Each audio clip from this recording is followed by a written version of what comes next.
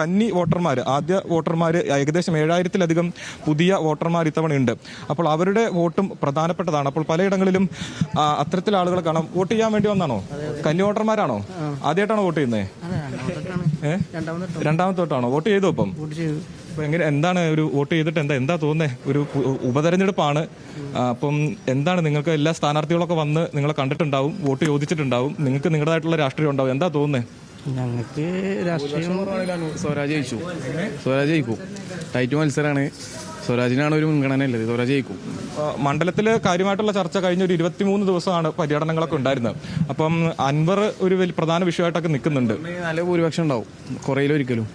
അൻവറിനോ അതോ സ്വരാജിനോ? ആർക്കാ? സ്വരാജ് ജയിക്കും. പക്ഷെ അൻവറിനെ നമ്മൾ വിചാരിക്കുന്ന ഒരു ഭൂരിപക്ഷം നമുക്ക് വോട്ട് കിട്ടും, വോട്ട് പിടിക്കും. മാക്സിമം കമ്മിനേക്കാരുണ്ടാവുക 1500 ഒരു 3000 ആ വോട്ടിന്റെ അടിയൊക്കെ ഉണ്ടാവുള്ളൂ ഭൂരിപക്ഷം. ആര് ജയിച്ചാണെങ്കിലും കമ്മിനേക്കാരും.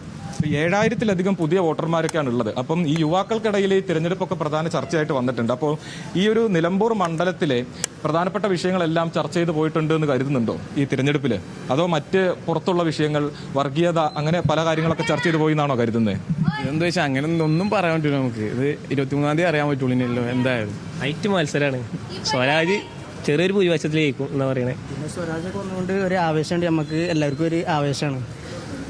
അവർ സൂചിപ്പിച്ച പോലെ തന്നെ നമ്മൾ ഈ തെരഞ്ഞെടുപ്പിന്റെ ആദ്യഘട്ടം മുതൽ പറയുന്നായിരുന്നു, ഈ തെരഞ്ഞെടുപ്പിന്റെ ചിത്രം മാറിയത് തന്നെ സ്വരാജിന്റെ സ്ഥാനാർത്ഥിത്വത്തോടു കൂടിയാണ്. അപ്പോൾ ഈ യുവാക്കൾക്കിടയിലും അത്തരം ഒരു ചർച്ചയുണ്ട്. സ്വരാജ് വന്നതോടുകൂടി ആ ഒരു തെരഞ്ഞെടുപ്പിന്റെ ചിത്രം മാറി എന്ന് പറയുന്നു. ആര് ജയിച്ചാലും ചുരുങ്ങിയ ഭൂരിപക്ഷം മാത്രമേ ഉണ്ടാവുള്ളൂ എന്നാണ് ഈ യുവാക്കളൊക്കെ വിലയിരുത്തുന്നത്. അങ്ങനെ ഇത് ഈ 223-ാം നമ്പർ ബൂത്താണ്. ഇവിടെ ഇപ്പോൾ നിലവിൽ ആരും ഇല്ലാത്ത അവസ്ഥയാണുള്ളത്. 222-ാം ബൂത്തായിരുന്നു മുകളിലുണ്ടായിരുന്നു. അവിടെ കുറച്ച് ആളുകളുണ്ടായിരുന്നു. ഉമ്മ വോട്ട് ചെയ്തോ? ഉമ്മ വോട്ട് ചെയ്തിട്ടില്ലേ?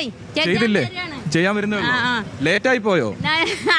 സാരല്ല, ഞങ്ങൾ കുടിയിൽ വെറുതെ ഒത്തിരിക്കല്ലേ, അപ്പൊ ഞങ്ങൾ പോകുന്നതാ. ഞാനും എന്റെ ഭർത്താവുമാണ്. അപ്പൊ കേറിക്കോ, മഴയാ, ഇങ്ങോട്ട് കേറിക്കോ.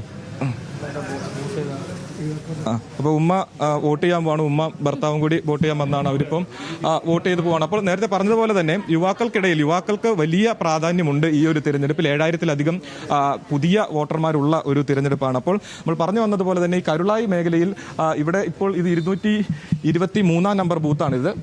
തൊട്ടപ്പുറത്ത് അവിടെയും ആ സ്കൂളിൻ്റെ ആ ഭാഗത്തും 2 ബൂത്തുകളുണ്ട്. ഇവിടെയും തന്നെ കാര്യമായിട്ടുള്ള വലിയ തിരക്ക് അധികം അനുഭവപ്പെടുന്നില്ല. പക്ഷേ രാവിലെ 7 മണി മുതൽ 8 മണി വരെ ഒരു നല്ല തിരക്കുണ്ടായിരുന്നു എന്നാണ് പറയുന്നത്. പിന്നീട് ഇങ്ങോട്ടേക്ക് തിരക്ക് കുറഞ്ഞു. ഇനിയിപ്പോൾ മഴ പെയ്തത് കൊണ്ട് ആവാം ചിലപ്പോൾ, അല്ലെങ്കിൽ നേരത്തെ നമ്മൾ പറഞ്ഞതുപോലെ തന്നെ ബൂത്തിന്റെ എണ്ണം